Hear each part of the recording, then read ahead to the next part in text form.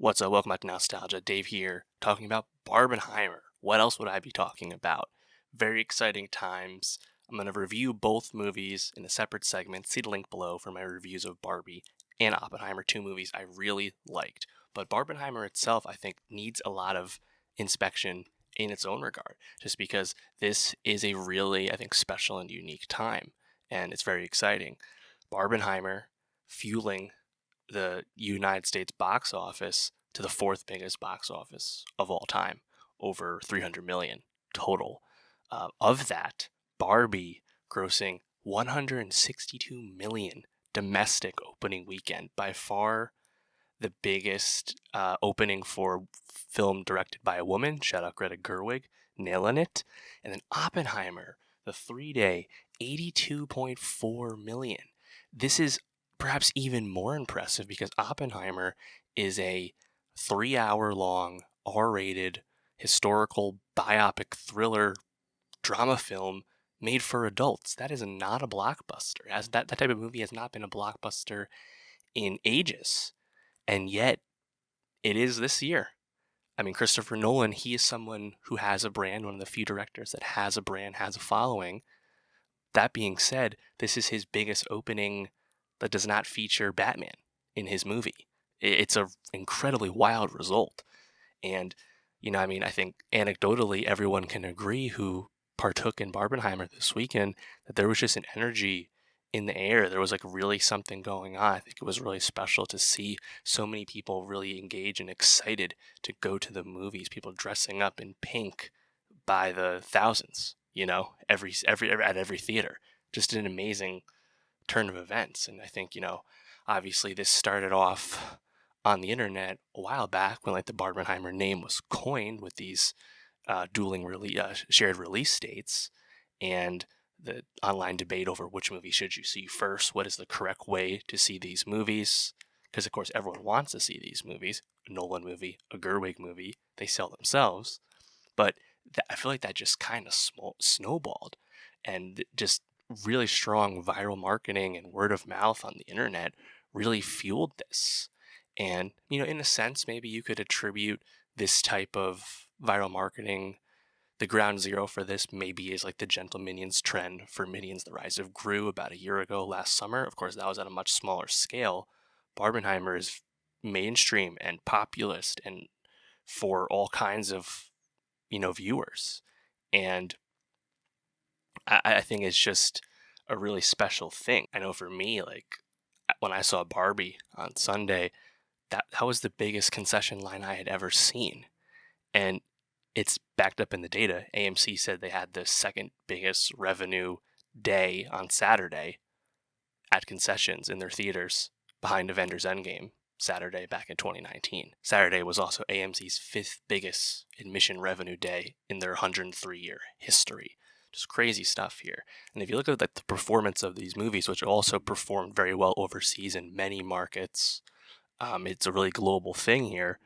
The Saturday to Sunday holds really shows, I think, strong audience reception and real genuine turnout that we can expect through the week to come and through subsequent weekends, where Barbie was only down 9% from Saturday to Sunday and Oppenheimer was only down 12% from Saturday to Sunday.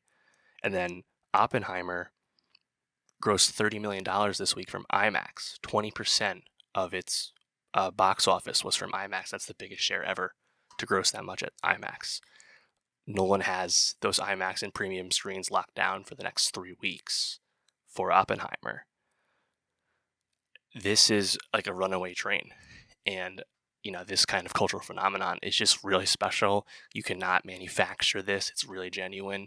But a big part of it is, I think, that viral marketing I spoke to, but also genuinely strong, professional marketing on the part of Warner Brothers with Barbie. They deserve a ton of credit for that. And it really kind of became a rising tide lifts all boats kind of thing. You had AMC sharing that, what was it?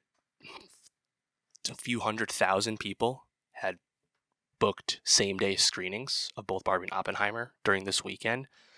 I don't know if we have the data exactly yet, but obviously that is completely unheard of for that many people to see multiple movies in a weekend, let alone multiple movies on the same day. Again, any data point you look at just tells you how special and unique this moment is.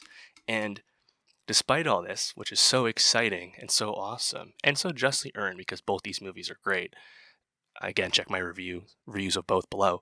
Despite all this, AMPTP, the studios, whatever I get the acronym wrong, the studios, amidst the writers and acting strike, will they look at this great momentum for movie going and say, you know what, we should probably try and end this strike to keep people coming? Nope, that's not what they did. Challengers, the new sports drama love triangle film with Zendaya, one of the biggest stars in the world, that trailer got seen by millions of people this weekend who saw Barbie. And then what happened with Challengers this very weekend? It got delayed from September 15th to April of next year, 2024, due to fears of the strike and the inability for talent to promote the movie. A movie like that definitely needs someone like Zendaya, the star, to promote the film, but it's just a massive L to delay the Q3 and Q4 movies this year and prolong the strike. It seems like that's what's going to happen, and this is going to go into the fall at the very least. And it's just a damn shame because look what happens when people want to see your movies. You know, obviously this is not going to happen every time people want to see your movies, but when people want to go, they go.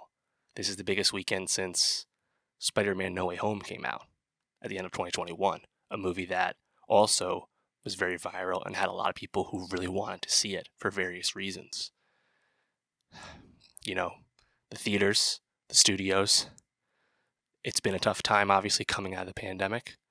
And to have this amazing W for the theaters and for the studios, Universal and Warner Brothers, with Barbie and Oppenheimer, it feels like they're going to immediately throw this momentum away in the months to come. And that's a damn shame.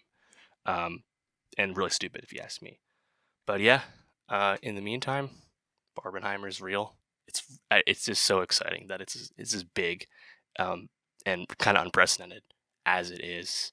And I'm just so happy that it's so earned too, because both these movies are great. So yeah, let me know, what was your experience with Barbenheimer? I think one of my favorite moments about it too is when I saw Barbie, my screening, which of course was completely packed. Of course, we saw the Nicole Kidman AMC ad, as you would when you go to an AMC.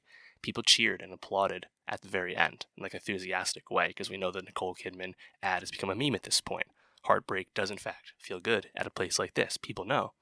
And yet, probably about halfway through my screening of Barbie, I heard a nearby theater, in a separate room, I heard them cheering for the same AMC ad for them, for their screening.